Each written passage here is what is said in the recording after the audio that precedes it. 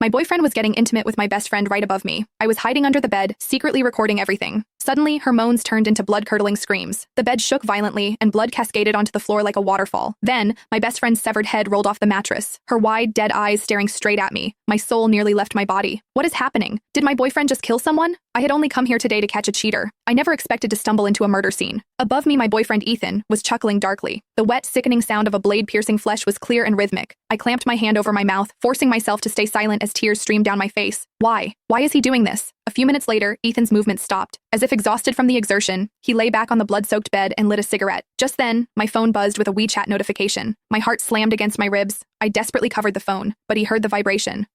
He made a questioning sound. The mattress creaked. He was lifting the covers, looking for the source of the noise. I almost sobbed out loud, fumbling frantically to switch my phone to silent mode. The second I hit the mute switch, Ethan called me. Buzz, buzz. The silent call screen lit up the darkness under the bed. He let it ring for a full minute. When I didn't answer, he hung up and sent a voice message. Babe, are you asleep? I have to work late tonight, so I won't be coming home. After sending it, I saw his feet slide into slippers and hit the floor. The floor was covered in Sarah's blood. Ethan walked through it, leaving a trail of bloody footprints. He seemed to be searching for something in the room. Suddenly, he coughed violently twice. I jolted, so tense I forgot to breathe. Sarah's bloody head was right in front of me, staring. Her severed neck was still oozing, her face frozen in a mask of shock and terror. Ethan walked around the room naked but didn't seem to find anything. He went to the kitchen, grabbed a cleaver, and returned to the bed. His large feet were inches from my face. Then, he began to dismantle the body, chop after chop, as casual as a butcher cutting meat. Accidentally, he kicked Sarah's head. The gory object rolled deeper under the bed, coming to rest cheek to cheek with me. I slammed my hands over my mouth, shaking uncontrollably. The metallic stench of blood was overpowering. I wanted to vomit. I don't know where I got the courage, but I reached out and pushed her head outward slightly. Just as Ethan stepped forward, he kicked the head like a soccer ball, sending it flying across the room. Ethan paused, stopping his work. Blood dripped steadily from the cleaver in his hand. I prayed silently in my heart. Don't look under the bed. Please, don't look under the bed. After a few seconds of hesitation, he walked over to retrieve the head. I let out a silent breath.